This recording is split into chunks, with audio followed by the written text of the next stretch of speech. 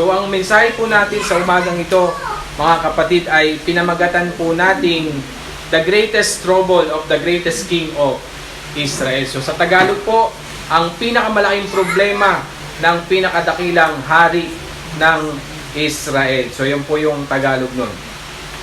Ang bansang China po ay isang malaking bansa. Alam niyo yung China, yan po yung number 1 na kalaban natin sa panahon natin na ngayon. Ang tinatawag po ang China na the Red Dragon. Ayan, huwag nyo kakalimutan yan. The Red Dragon. Diba? Ang Japan, ano ang tawag sa kanila? Ay, hindi. Ano yata sila eh? The Rising Sun. Hindi ko...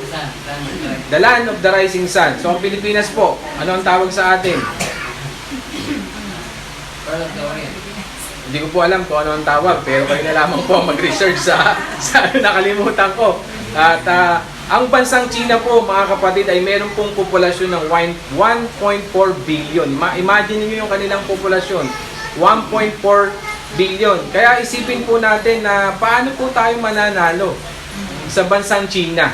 At alam niyo po ba ang ating populasyon? Tayo po ay meron lamang pong populasyon na 115.6 million. Pero ang pinag-uusapan natin dito ay mismong populasyon ng China. Kaya nga ang biro ko habang inahanda ko itong mensahe na ito, kung halimbawa po magkakaroon ng gera at ang labanan po ay pikikan ng tenga, hindi po tayo mananalo eh. Dahil imagine niyo po mga kapatid, 1 billion ang pipitik sa tenga natin, eh di pa po tapos. Mga kapatid, magang-magana sigurado yung ating tenga. At tayo po ay talo na pagdating po sa pitigan pa lang ng tenga yon. Pero how about kung halimbawa mangyayari po ng isang gera talaga na physical, and alam natin yung ini-imagine ko na magiging gera po mga kapatid. Pero kahit ganito kalakas, kahit ganito kalaki ang bansang China, noong July 1931, sila po ay nakaranas ng isang trahedya. Ano yung trahedyang ito? Katulad ng naranasan natin noong nakaraang araw. Ano po yun?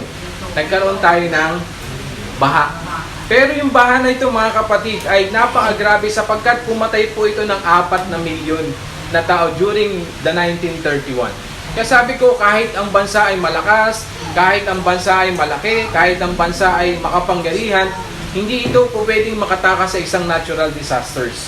At ganun din po mga kapatid, ang buhay ni Haring David, na kung saan po siya ay tinataguri ang pinakadakilang hari ng Israel, ay hindi niya po naiwasan na magkaroon ng napakahirap na sitwasyon sa kanyang buhay. Ito po kasing Psalms chapter 3 ay isang lamentation, ibig sabihin isang panaghoy ni David na kung saan sinasabi niya sa Panginoon kung ano yung kanyang kalagayan. At kung niyo pong titingnan yung kanyang historical background, mababasa niyo po yung story nito mga kapatid sa 2 Samuel chapter 12 hanggang sa chapter 18, na kung saan nagsimula si King David na sa chapter 12, nagkasala siya kay Bathsheba, mga kapatid. Alam natin yon.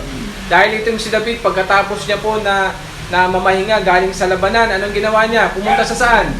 Pumunta siya sa tuktok ng palasyo at namahinga. At pagkakita niya, nakakita siya ng isang magandang dilag, at yun na nga po si Bathsheba. At alam natin yung story mga kapatid, nagkasala siya saan? Sa harapan ng ating Panginoon. Nagkasala siya ng adultery at nagkasala siya ng pagpatay, murder, sapagkat pinatay niya si Uriah, yung mismong asawa ni Bathsheba. At itong nangyayaring sa kanyang pagsubok po, mga kapatid, ay pinagpauna na sa kanya ni Nathan, na merong uusbong sa kanyang pamilya na maghihimagsik labin sa kanya. At alam niyo mga kapatid, nagsimula ito sa chapter 12, sa chapter 13, na kung saan sa chapter 13 ng 2 Samuel ay meron siyang anak na si Absalom.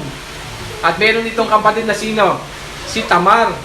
Okay, at itong si Tamar, si Absalom, meron silang kapatid na sa ama. At ito po ay si Amnon. Si Amnon po mga kapatid, may gustong lihim kay Tamar. At alam niyo mga kapatid, ang ginawa ni Amnon, gumawa siya ng isang paraan para mapagsamantalahan niya si Tamar. Ang ginawa niya, nagkunwari siyang may sakit. At pagkatapos, inilin niya sa kanyang amang si Haring David na pumunta sa bahay para yun yung magpakain sa kanya. Pero nung napagluto at napakain na siya, ay ang ginawa ni Amnon, pinapasok sa loob ng kwarto at doon nangyari yung alin, yung pagsasamantala ng kanyang kapatid. Pero hindi po natatapos sa mga pangyayaring ito. Nagkaroon ng lihim na galit si Absalom kay Amnon. Kaya ang ginawa ni Amnon, gumawa si Absalom ng isang peace o yung pagdiriwang. At doon sa pagdiriwang na yon, dinasing nila si Amnon. At pagkatapos, pinatay ni Absalom si Amnon. At doon nagsimula na si Absalom po hindi umuwi ng Jerusalem. Nagtago siya, nagpunta siya sa Geshur. At almost 2 taon siya nag-stay doon. At dahil sa pangyayaring ito, mga kapatid, nangulila si David kay Absalom sapagkat itong si Absalom po pinakamamahal niyang anak to eh. Darling ang tawag niya kay Absalom. At ang nagkaroon ng pagkakataon itong si Joab na mismong kanyang general gumawa ng paraan dahil nakikita niyang nalulungkot si David kaya ang ginawa niya, gumawa siya ng isang paraan. We know the story. At pagdating po ng verse 15, umuwi nga si Absalom at hindi siya nagpakita sa hari ng almost 2 taon. At ito na po yung pangyayari, mga kapatid.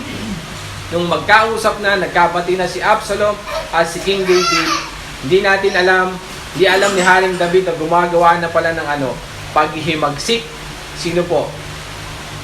Si Absalom. Na kung saan gumagawa na siya ng mga plano na nakikita natin na gusto niyang kuhanin ang trono ng kanyang ama.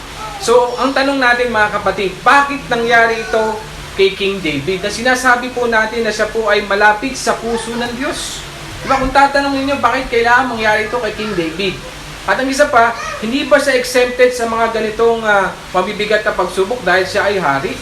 Di ba siya po pwedeng mag-exempted na hindi na siya dapat dumanas pa ng mga mabibigat na pagsubok tulad nito? At paano hinarap ni David itong pinakamabigat na pagsubok sa buong tanan ng kanyang buhay? At yun po yung titingnan natin sa umagang ito. At hinati ko po ang ating mensahe po sa 3 punto. Ang unang punto po natin ay pinamagatan natin David's difficult situation. Ano yung pinakamahirap na kalagayan ni David? Pakikita niyo po yan sa verse 1 and 2. At sa pangalawang punto po natin ay pinamagatan natin David's confidence from God o yung kumpiyansa o yung pagtitiwala ni David sa Panginoon. At makikita niyo yan sa verse number 3 hanggang sa verse number 6. At yung ating huling punto, mga kapatid, ay pinamagatang nating David's conclusion and exaltation to God o ang konklusyon at ang pagdakila ni David sa Diyos. So diyan po iikot, mga minamahal na kapatid, ang ating pong mensahe sa umagang ito. So umpisahan natin yung unang punto natin. Sabi natin, ang unang punto natin ay David's difficult situation. So balikan po natin yung verse number 1 and verse number 2. Sabi dito sa verse number 1, basahin po natin ulit sa Tagalog, Panginoon, ano ang aking mga kaaway ay nagsisidami. Marami silang nagsisibangon laban sa akin. At sabi sa verse number 2, marami ang nagsasabi sa aking kaluluwa, walang tulong sa kanya ang Diyos. So ano po yung nakita po natin sa talata na sitwasyon ni David, na presenting sitwasyon niya? Una, marami siyang mga kaaway. And to name it, sino-sino po itong mga kaaway na ito? Si Absalom, sino pa? Kung inyong titingnan po yung background niya sa 2 Samuel, pati si Ahithophel, naging kaaway niya, sumanib kay Nino, kay Absalom. Hindi lang po si Ahithophel, pati po yung mga sundalo na dati sa kanya at yung mga general, kumampi na rin kay Absalom. Kaya ang sabi niya, ang lahat po ng mga kaaway niya po ay dumadami. At hindi lamang po si Absalom ang kanyang kaaway. At itong si Absalom po, sa aking pagbabasa, ay i-describe siya mismo ng Biblia na si Absalom po ay magandang lalaki. Kung titingnan po ninyo, kung babasahin niyo yung background nito. At ang sabi ng talata sa 2 Samuel chapter 14, verse 25 to 26, siya daw po ay walang kapintasan mula ulo hanggang pa. Kaya nga sabi ko, habang binabasa ko ito, palagay ko, kamukha ni Absalom si Dingdong Dante. So kaya naman si Richard Gomez, sapagkat talagang matipuno siya. At hindi lamang po siya matipuno, siya po ay kinagigiliwan ng mga Israelita. Alam niyo kung bakit? Sapagkat si Absalom po sa kanyang lihim na plano sa kanyang ama, ang ginagawa niya po, maaga siyang gumigising. At ang kanyang plano, tumatayo siya malapit sa palasyo. Kasi sinasalubong niya po yung mga Israelita para para yakapin, para batiin, at para sabihan na sinasabi ni Absalom palagi, kung ako lamang ay may kapangyarihan para maging hukom, sigurado yung mga problema ninyo ay masusolusyonan kaagad. Kasi kinakailangan pong pumunta kay David, at ang nangyayari po, si Absalom yung sumasapo nito. At dahil po sa ganong mga ginawa ni Absalom, nakuha niya yung simpatya ng ng mga Israelita. Di ba minsan ganun po, sa panahon natin ganun Maraming mga politika na ganun ang gagawin sa'yo, kukunin yung loob mo, at pagkatapos kukunin yung simpatya. At hindi lamang po yun, ang masakit dito, pati yung kanyang faithful counselor, si Ahithophel, tumalikod laban sa kanya. At gaya ng nabanggit ko po sa inyo, na ang mga talatang ito, yung kanyang pinagdadaanang ito ay hindi na po iba.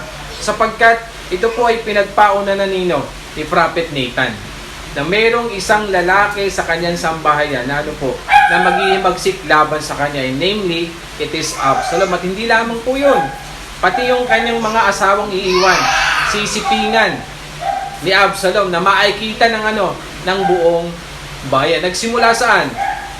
Nagsimula sa isang kasalanan. At nakita natin, di ba, yung pagsubok ni David. At sunod-sunod Brad Jasil, hindi pa natatapos Kaka-opera lang. At pagkatapos, may pagsubok na darating. Parang kadena, yung pagsubok ni David. Hindi natatapos. At ang hirap dito, mga kapatid, kitang-kita natin yung kanyang panaghoy sa Diyos. Kaya kung titingnan niyo po yung verse number 1, sabi niya, "Oh Panginoon," sino ang una niyang tinawagan? Ang Panginoon, hindi po ang social media. Para para kamerahan siya at sabihin niya kung ano yung kanyang sitwasyon.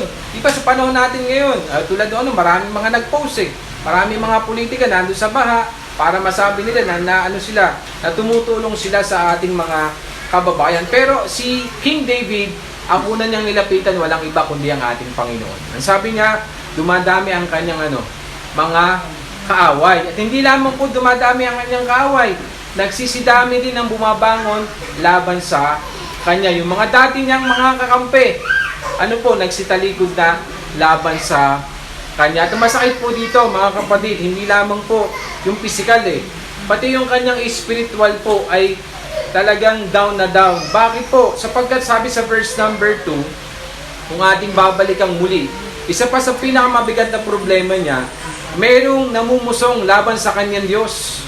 Ano yung ibig sabihin nun? Merong nagpaparata ng hindi totoo sa kanyang Diyos. Ano sabi sa verse number 2? Tingnan po ninyo ito, mga kapatid. Sabi sa verse number 2, "Marami ang nagsasabi sa aking kaluluwa, walang tulong sa kanyang Diyos." Diba, merong nagmamak, merong hindi nagsasabi ng totoo laban sa kanyang Diyos. Kaya naman si David po ay nahihirapan sa kanyang kalagayan sapagkat sunod-sunod ang kanyang problema. At totoo po nun, mga kapatid, masakit yung pangyayaring ito kay David. Bakit po? Hindi iba yung mga kaaway niya Diba? Yung kanyang anak, sino pa? Yung malapit niyang, trusted niyang counselor, yung mga soldiers at generals na kakampi niya dati, yun yung mga lumalaban ngayon sa kanya. Mas okay sana kung halimbawa ibang hindi mo kamag-anak di po ba? Minsan ganun na yung mga tinuturing natin mga minamahal sa buhay, sila pa yung mga unang tutulik sa laban sa atin. At masakit ito para sa kanya. At kung titingnan niyo po, gaya ng nasabi ko sa inyo mga kapatid, sunod-sunod yung problema ni David. Ang bigat. Nabigat. Darating lang ng bill, pagkatapos may darating na naman na bill. At pagkatapos, pa-hospital pa. Ano pa? At tapos, pagtingin mo sa iyong bigasan, walang laman. At pagkatapos, may kapitbahay kang name it, dear brethren, sunod-sunod yung problema. At yun po yung difficult situation ni King David sa kanyang buhay. Sounds familiar po ba? Nakaka-relate po ba kayo, mga kapatid? Na tayo yung ganito tayo bilang mga Kristiyano At ang unang significant response ni David mula sa Diyos, inuna niya yung Diyos, nasa isip niya. Kaya doon sa kanyang lamentation, sabi niya, Lord, yun yung una niya. At alam niyo po ba mga kapatid, yung word na Lord doon, it's capital letter L-O-R-D. Na ang ibig sabihin, the only one true God. Yun yung una niyang tinawagan. Yun yung una niyang nasa isip niya. Hindi yung social media, hindi yung kamag-anak, hindi ang Bombay, hindi kahit sino man ang kanyang hihinga ng tulong. So, napakahirap po nung sitwasyon ni David at alam ko nakaka-relate kayo sapagkat dumadaan din po tayo sa katulad ng mga pagsubok na ito. Hindi man siguro katulad ng mabigat na pagsubok ni King David, pero alam kong one way or another, nakaranas po kayong napakabigat na pagsubok. Ay also, ang inyong lingkod mga kapatid ay nakaranas din ng isa sa pinakamabigat at di ko makakalimutan ang pagsubok. At yun yung namatay yung tatay ko. At alam niyo po ba habang pine-prepare ko po itong message na ito, nagbabrowse ako ng message ng aking nanay. At hindi ko naiwasan, hinahanap ko yung mga pictures na sinend ko sa kanya. Akalain niyo lumabas po yung picture ng tatay ko na nasa ospital kami. And then, sabi ko sa inyo mga kapatid, nadurog na naman ang aking puso. Sapagkat nag-throwback yung mga pinagdaanan ko in the past, na halos nakita ko yung tatay ko na hindi siya makahinga, naka-oxygen siya doon sa ospital. Ang inyong lingkod, walang magawa. The only I can do is pray to God. Wala akong nagawa nun. At sabi ko, Panginoon, nagtatanong ako, bakit kailangan mangyari itong mga bagay na ito? Pero it should be.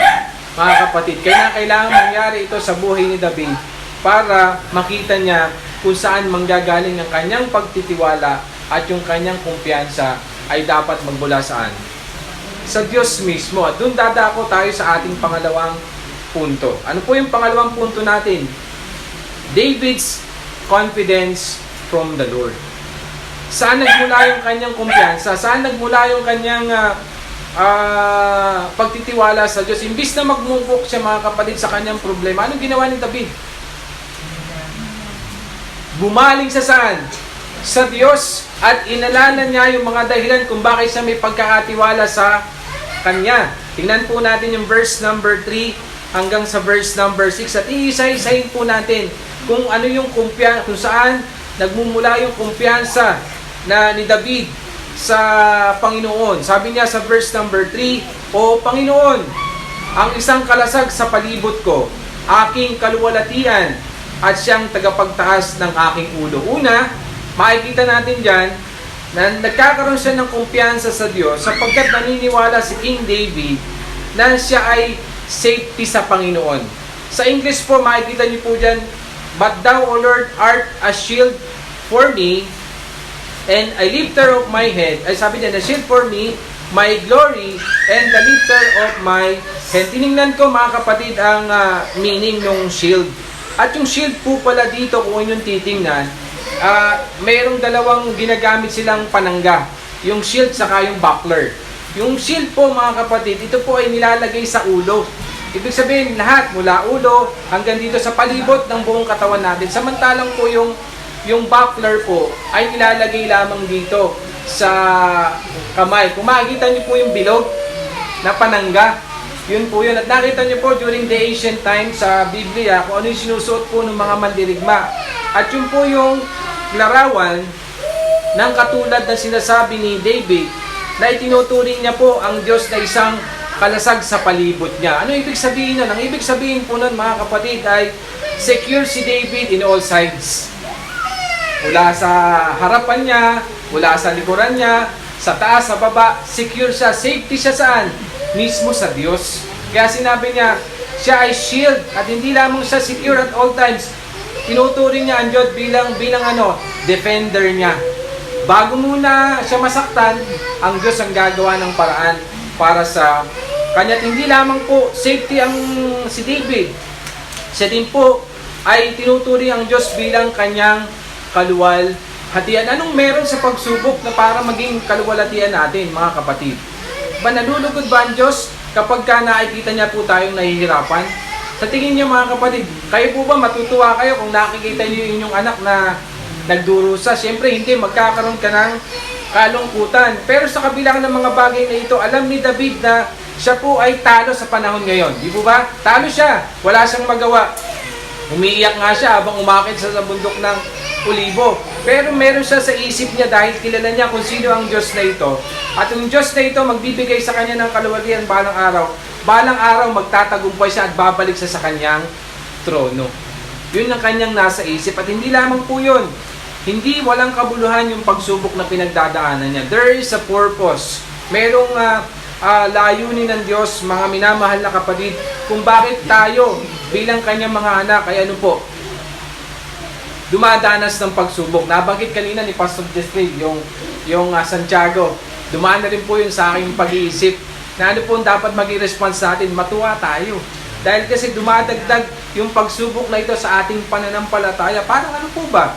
Parang isang atleta, kinakailangan mag-practice tayo na mag-practice para ano? Para maging bihasa tayo, para makita natin na ma-master natin yung ating buhay. Tutusin mga kapatid, hindi pa natin master ang ating buhay. Kanina po, nag-uusap kami nila Kuya Pando. Isa sa mga problema namin ni kapatid na Jessil, ba akala nyo napakalakas namin sa Diyos? Hindi po.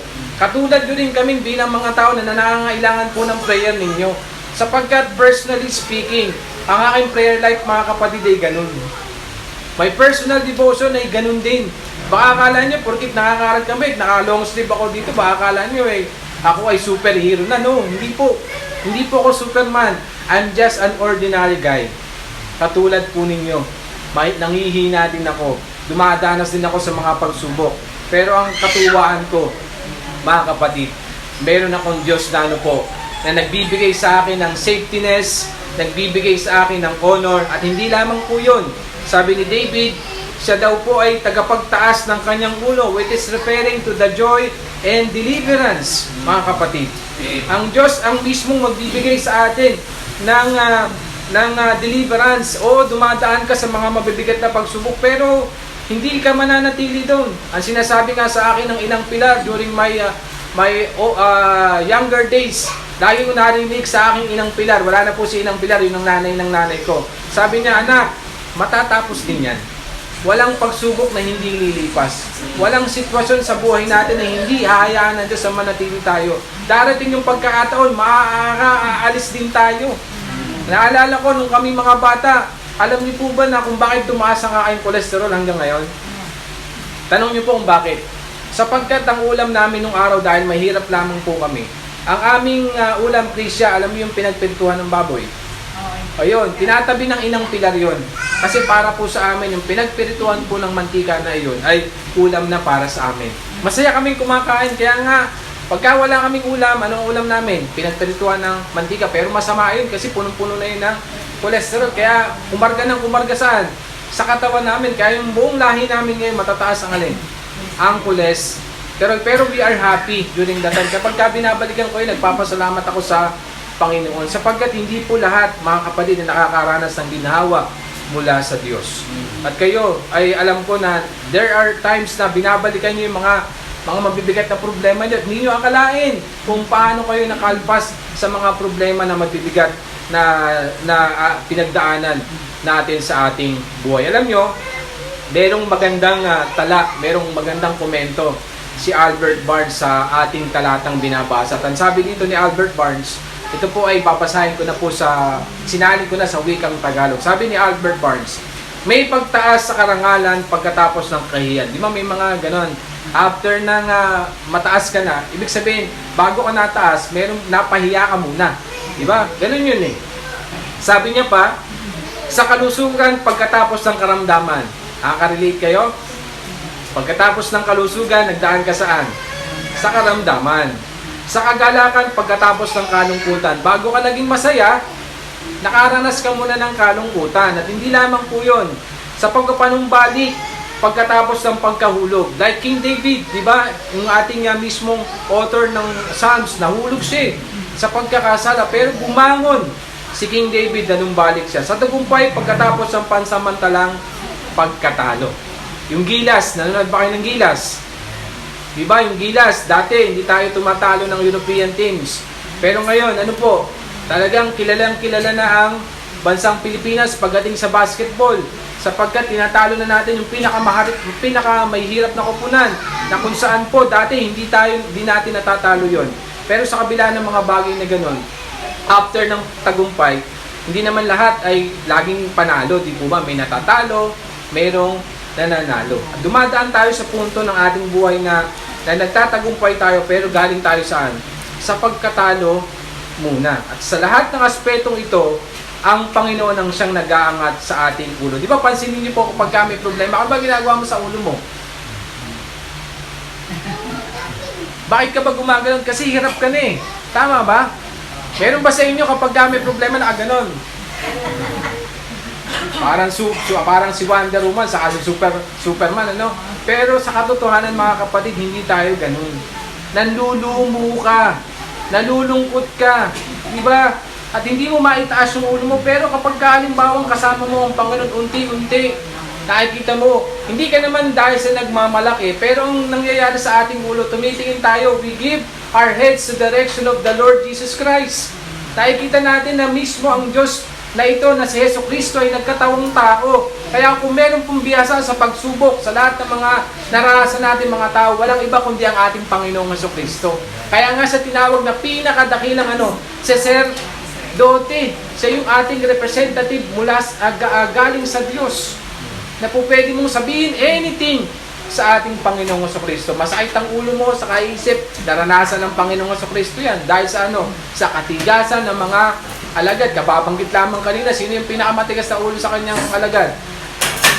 Si Pedro. Si Pedro yung nagtaas. Hindi pa nagsasabi yung teacher na maglilinis. Nakataas na agad ng kamay si Pedro. Pero dumating sa punto na siya din yung kauna-unang umiwalay natakot kung hinuhuli na ang Panginoong Jesucristo. Kaya napansin po natin mga kapatid na yung mga bagay na ito na nararanasan, kung bakit kumpiyansa, kung bakit may pagkakatiwala si King David sa Panginoon, dahil naniniwala siya na puprotektahan siya ng Diyos sa kanyang mga kaaway. Hindi lamang po yun. Mayroong kumpiyansa at mayroong pagkakatiwala si King David na yung kanyang mga panalangin ay ditinggin at sasagutin ng Diyos. Tingnan niyo po yung verse number 4. Dalawang bahagi po yan. Sabi sa verse number 4, nandiyan na po kayo? Basahin po natin yung verse number 4. Babasahin ko muna sa wikang Ingles at pagkatapos babasahin natin sa wikang Tagalog. Sabi niya, I cried unto the Lord with my voice, and He heard me out of His holy hill, Selah. Ako'y dumadaing ng aking tinig sa Panginoon at sinasagot niya ako mula sa kanyang banal na bundok. Ano yung ginawa ni King David? Naniniwala siya na ang Panginoon ay dumidinig sa kanyang panalangin. Kaya ang ginawa niya, he cried to the Lord. Dumadaing siya.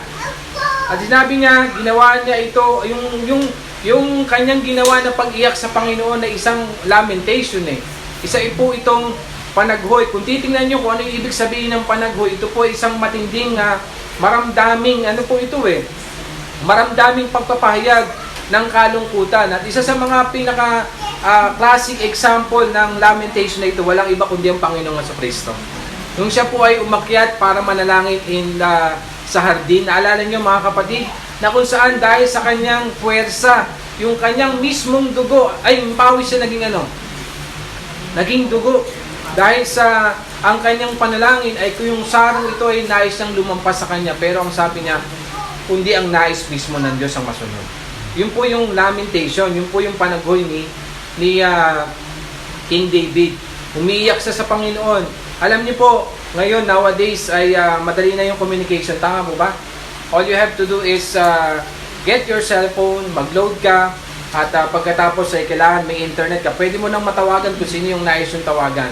Kahit sa ang parte ng mundo, kahit nasa ilalim siya ng lupa, nasa ibabaw ng tubig, anything, matatawagan natin siya. Tama po ba? Ganun yung communications natin sa panahon natin ngayon. At nung araw, sino ba yung mga nag-abroad dito? Nung araw po, voice tape Para marinig mo yung tinig ng iyong minamahal sa buhay na nasa ibang bansa, magpapadala ka sa studio, di ba, ng voice tape. Kailangan meron kang voice recorder at papadala mo yon. At hindi lamang po yon. Kung medyo mahirap-hirap ka, ang form of communication mo naman ay sulat. Di ba nung araw, ilalagay pa si Sir Cecil sa bote. Tapos ilalagay saan? Sa ilog. Hindi mo alam kung makakarating ba sa yung sulat. Pero ngayon mga kapatid, kahit yung di pa uso yung mga communications na yon, ay meron na pong paraan ng pakikipag-usap ang mga anak ng Diyos. At ano po yun? At yun po yung pananalangin natin. So hindi mo na kailangan ng load para makipag-usap sa Diyos. 24/7 ay pwede kang tumawag sa Panginoon at siya po ay sasagot. Amen. Sasagot ang Diyos. Yun nga yung sinabi ni King David. Hindi lang nakikinig ang Diyos sa panagoy ni David, kundi sumagot din siya. Ang sabi sa later part ng verse number 4, sinasagot niya ako mula sa kanyang banal na bundok. Nanalangin siya kasi sa banal na bundok sa Olibo. Sa 2 Samuel po, ang story nito, habang umaakyat siya, umiiyak siya. Talagang umiiyak siya. At ang ginawa niya, nakapaalang sila habang pumapanik sa bundok na ito. At ang panalangin niya po mga kapatid ay ito. Ang panalangin niya, yung mismong payo ni Ahithophel, yung counselor niya, ay hindi paingganino ni Absalom. At nangyari yun sa 2 Samuel po, na ang sinasabi ni ang totoo nun, maganda yung payo ni Ahithophel. Ang payo ni Ahithophel, magtipon ng 1,000 mga tauhan. At ang gagawin nila, sasalakay sila saan? Sa gabi. Para, yun naman talagang ginagawa ng mga soldiers para magkatagumpay sila. Sumasalakay saan? Sa gabi kung kailan namamahinga yung mga sundalo. At yun po ang nangyari. At hindi lamang po yun. Nagkatotoo, ito din po ay talagang nangyari po na hindi pinakinggan ni Absalom ang payo ni Ahithophel. At ayaw niyo pong basahin ko po yung 2 Samuel chapter 17 verse 14 ng mabilis. Sabi dito, sinabi ni Absalom at ang lahat ng namumuno sa Israel, mas mabuti ang payo ni Hushai na Arkeo kaysa sa kay Ahithophel. Kasi si Hushai po, dating tauhan siya ni King David na nagpanggap na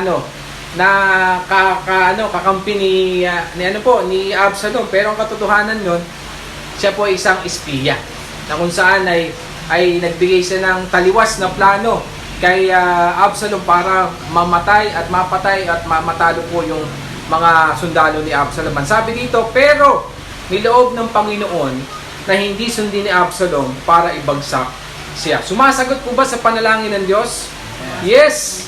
Sumagot siya sa pamamagitan na ito. At ito yung katotohanan na sumagot sa panalangin ni David ang Diyos sa kanya. Nangyari, hindi pinakinggan ni Absalom ang payo ni Ahithophel, pinakinggan niya kay Hushai, at yun na nga po yung nangyari. At hindi lamang po naniniwala at may kumpiyansa si David na paikinggan ng Diyos ang kanyang mga panalangin. Bibigyan din siya ng kapahingahan. God will give him rest. Tingnan niyo po yung verse number 5. At alam kong makaka-relate din po kayo dito sapagkat alam kong nararanasan niyo rin po itong kapahingahang ito. Sabi sa verse number 5, I laid me down and slept and I wake for the Lord. Sustain me. Sabi sa Tagalog, ako'y nahiga at natulog, ako'y nagising sapagkat inalalayan ako ng Panginoon. Meron akong isang tanong sa inyo. I want you to answer it honestly. Nakakatulog po ba kayo pagka may mabigat kayong pinagdadaanan? Bakit? Mahirap bang matulog? Gaganon ka lang naman Pipikit mo lang yung mata. Nakakatulog kayo? Hindi, di ba? Bakit? Kasi gumagana yung isip Nag-iisip ka kung paanong paraan ang gagawin mo. Nag-iisip ka kung kailan ba matatapos yung pagsubok na ito. At in this case, alam ko, hirap na matulog si David. Bakit? He is in danger. Diba? Napapalibutan siya ng kanyang mga kaaway. At hindi niya alam, Sister Beth, kung kailan na-atake. Diba? He is off guard. Mas marami yung mga pauhan ni Absalom kaysa sa kanya. Outnumbered sila. Pero ang sabi niya, ako'y nahiga at natulog at ako'y nagising. Alam nyo, minsan, kinakailangan natin yung tulog. Kasi pagka hindi ka natutulog, hindi ka makapag-iisip ng mabuti. At alam nyo po, nangyari ito sa akin. No, ako po ay nasa McDo pa. Na yung pangyayaring ito ay ako ay matatanggal na sa trabaho. Dahil hindi na ako nag-perform noon. Dumating ako sa punto ng buhay ko na burnout na ako. Kung pagkasama, nagsawa na ako, napagod na ako sa trabaho. At tapos, ito, nilipat ako ng boss ko sa Gapan. At pagkatapos sa Gapan, di na ako nagpe-perform. Ngayon, kinausap ako, sabi sa akin, mag-early retirement na daw ako. After nang sabihin ng boss ko yun, tumakbo na iisip ko. Ilang linggo na akong hindi nakatulog. Sapagkat ano iniisip ko, paano na yung pamilya ko? Paano sila kakain? Nanay Lode, wala na akong trabaho. Hindi ko na sila mabibigyan ng french fries dahil kasi wala na ako sa McDo. Paano na yung pag-aaral ng mga bata?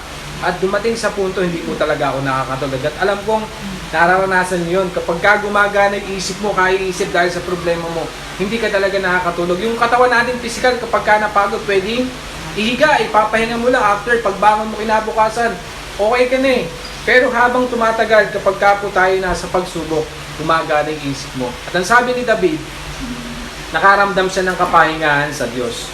Siya po ay nakatulog. At hindi lang po siya nakatulog. Ano pa yung blessing na meron siya? Nagising siya. Mga kapatid, maraming mga tao na dumarating sa pagsubok, hindi na sila nagigising. Kaya nga alam niyo po ba yung katagang ito, every gising is a blessing? Diba? Kanina, nagpasalamat po ba kayo sa Diyos na nagising pa kayo? Sapagkat ang inang pilar, hindi na po nagising. Pagtulog kinabukasan, pagtulog ng gabi, kinabukasan, naghihilip na si inang pilar. Sapagkat sumabog na yung ugat niya sa utak niya at napuno na yung utak niya. Kaya there's no way na para magising pa siya. Kumbaga sa ang tawag doon ay, may tawag doon na word na yun eh. Na comatose na siya. Aneurysm, yun ang tawag doon. Nagkaroon na siya ng aneurysm. At alam ko, tinutugon namin kung bakit nagkaroon siya ng pilar ng gano'n. Isa sa mga dahilan, may iniisip siya na problema. Dahil nakasanla yung lupa sa tibag at hindi niya alam kung paano niya tutubusin yung lupa. At alam ko yung nagpahirap ng kanyang kalooban kung bakit nagkaroon siya ng aneurysm. At hindi lamang po yun, mga kapatid. Nagising si David at sinabi niya sa verse number 5 ng later part na siya daw po ay inalalayan ng ating Panginoon. Kaya nga hindi lang po inalalayan sa physical ng Diyos, kundi pati yung spiritual niyang kalagayan po, inalalayan din po ng Diyos sapagkat alam niya na siya po ay safe and secure sa Diyos. Mga kapatid, tayo po ay safe and secure sa Diyos. Diba? Inawit natin kanina yung It Is Well With My Soul. Alam niyo po ba yung istorya nun? Kung sino yung sumulat nun? Ang istorya po nun, mga kapatid, sumulat nung It Is Well With My Soul, namatay ang kanyang buong pamilya sa pamamagitan ng paglubog ng barko. At siya lamang po yung natira. At ito, ang ginawa niya, nagpupuri siya saan? Sa Diyos. Mabigat yung kanya nangyari sa kanya. Di po ba? Nawala yung buong pamilya na silang natira. At hindi niya na makakasama ang kanyang buong pamilya kailanman. Kaya every time that you sing, It Is Well With My Soul, ilagay ninyo yung paa nyo sa sapatos yung sumulat. Paano niya nasasabi na payapa ang kanyang kaluluwa? Ito po ay dahil sa Diyos. At hindi lamang po nagkaroon ng kumpiyansa si King David sa Diyos dahil siya po ay bibigyan ng kapanghingahan. Siya po ay ginawa ng Diyos bilang isang matapang. God make him fearless. Ano yung sabi sa verse number 6? Tingnan po ninyo yung verse number 6. Naging matapang. Naging nawalang takot si King David sa kanyang kalagayan. Sabi niya sa verse number 6, Psalms chapter 3, verse number 6, I will not be afraid of 10,000 of people that have set themselves against me around about. Ako'y hindi matatakot sa daw sa 10,000 ng bayan na nagsihanda laban sa akin sa buong palibot. So, after na siya po ay nagkaroon ng kapahingahan sa Diyos, nagkaroon siya ng protection sa Diyos, at ito po, pinangangalandakan niya na siya po ay nagtitiwala, lalong tumaas ang kanyang kumpiyansa dahil kahit man sumuong siya sa mga sibat, kahit ilang man libo ang kanyang maging kaaway, ang sabi niya, I will not fear. Hindi pa po siya matatakot. At alam nyo, they are outnumbered. At di po biro yung kanyang mga kaaway. Ito po ang mga kaaway niya, mga tuso at matatalino. Ang mga kaaway ni King David, sapagkat kilala na sila. Sila po ay bihasa sa mga labanan. Kaya meron siyang takot, mga kapatid. Pero yung confidence niya at pagtitiwala niya sa Panginoon, ay nagdulot sa kanya ng walang takot. At doon sabi ng Psalms chapter 23 verse 4. Sabi dito sa aking tala sa Tagalog, oo, bagamat ako'y lumalakad sa libis ng lilim ng kamatayan. Anong sabi niya? Wala akong katatakutang kasamaan.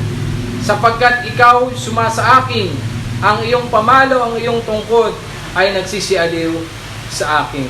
Mga kapatid, kung ang Diyos ang kakampi natin, sino ang laban sa atin? If God be for us, who can be against us?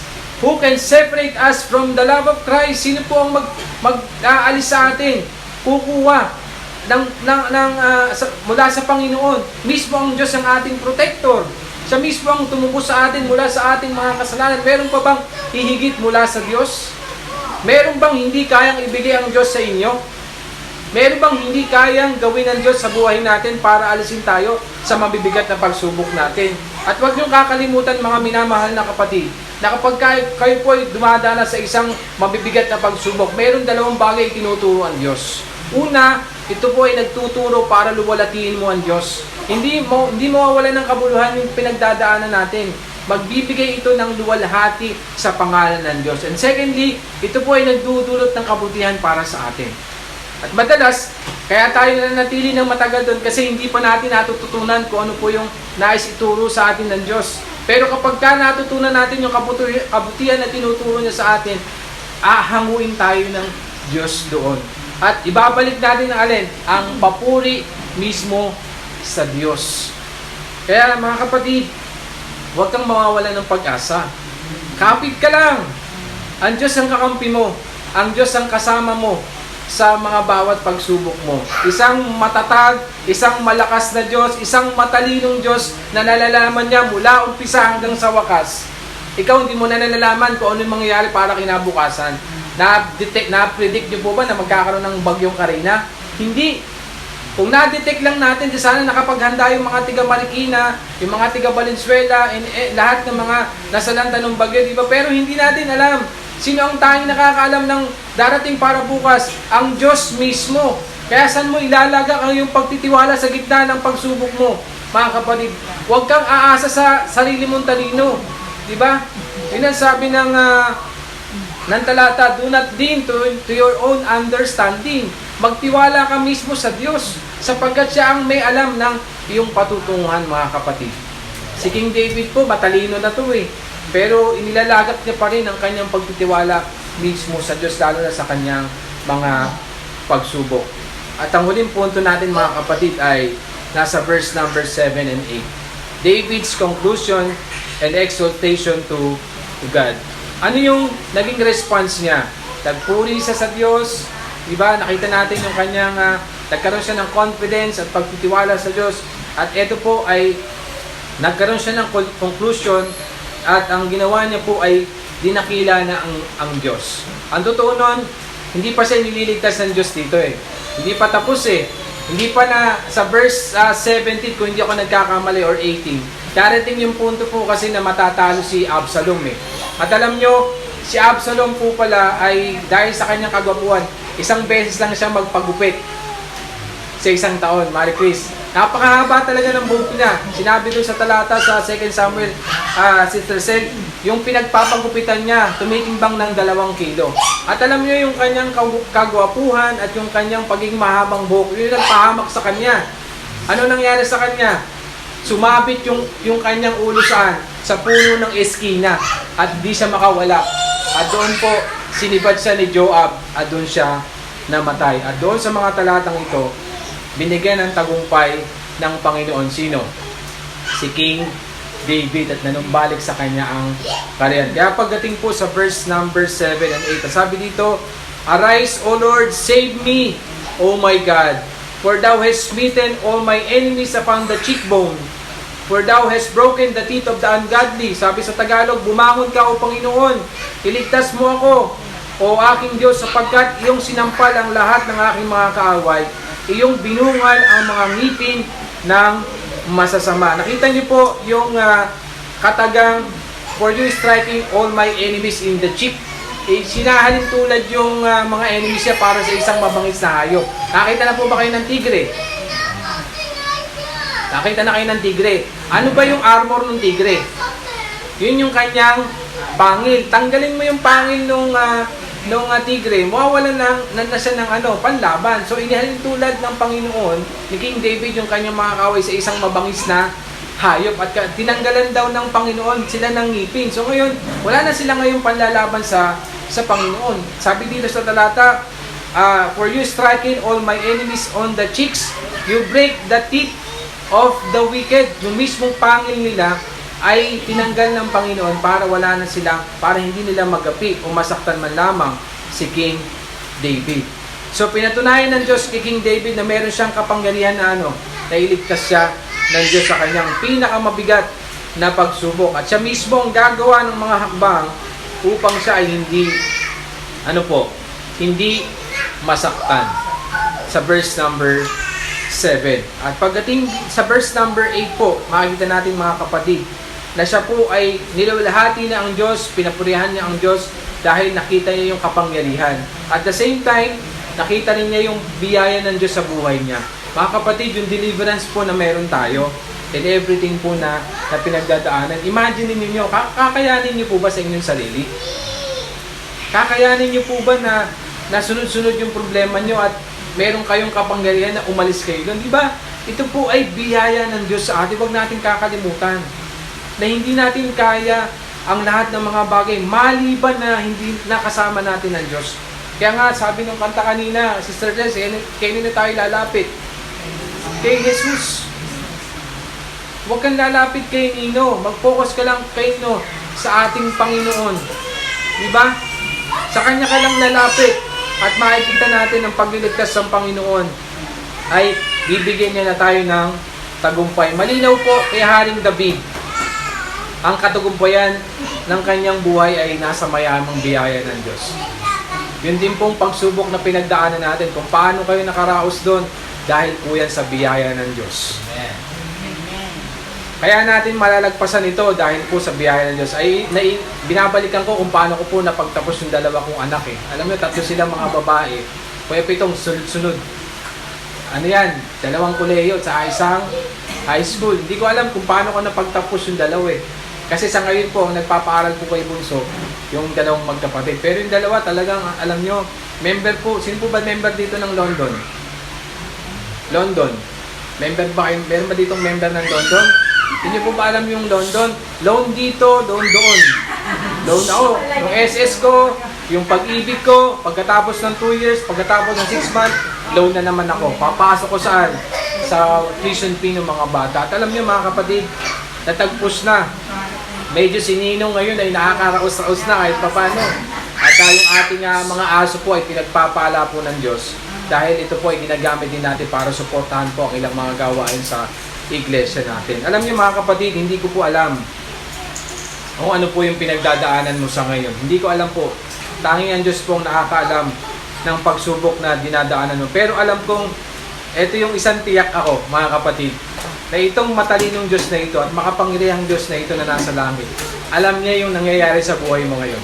Amen. Ako hindi ko alam. Wala akong alam sa iyo. I-invite lang ako ni Pastor Jessic para mangaral sa inyo, pero I don't know kung ano yung pinagdadaanan mo sa buhay mo mga kapatid. Pero sundan mo at balikan mo ang mahalagang ginawa ni David. Balikan mo ito. Napakasarap. Sabi ko nga kay Brad Jesse, habang binabasa ko ito, binabasa ko yung 2 Samuel chapter 12 hanggang verse number 18. Tuloy-tuloy yung pagbasa ko. Kasi kitang-kita ko yung kamay ng Diyos sa buhay ni David. Kung paano siya binigyan ng pagsubok, and here comes, ginawa din ng Panginoon. Hinango din siya sa mabigat niyang pagsubok. Sundan mo kung paano niya ipinagkatiwala ang lahat sa Diyos. Kaya naman siya ay nakaranas ng kapangyarihan at biyaya mula sa Panginoon. Lumapit ka sa Diyos at ipagkatiwala mo lahat sa Kanya ang iyong mabibigat na problema dahil meron siyang mga tunay na pangako sa atin. Merong tunay na pangako ang Diyos. Kaya kailanman hindi nagmamaliw ang Diyos. Siya ang Diyos na tapat sa Kanyang mga pangako. At ito po iiwan ko sa inyo, dito ako magtatapos.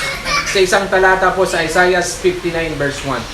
Sabi sa talatang ito, makinig kayo. Ang Panginoon ay hindi mahina para hindi makapagligtas. Mahinaan ba Diyos para iligtas tayo? Ano man ang ating kalagayan? Hindi po. Hindi rin siya bingi para hindi makarinig kapag ka tumatawag kayo sa Kanya. What an encouragement, dear brethren. Ang kamay ng Diyos ay hindi maikli para hindi ka iligtas. At ang tenga ng Diyos ay hindi bingi para hindi niya makita ang iyong mga pinagdadaanan sa buhay, mga kapatid.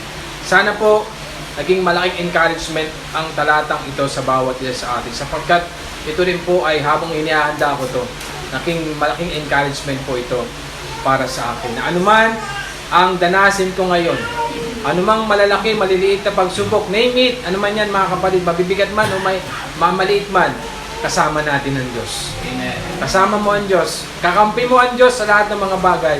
At siya mismo ang nagsabi, kailanman ay hindi niya tayo iiwan o pababayaan man. Yan ang pangako ng isang makapangyarihang Diyos.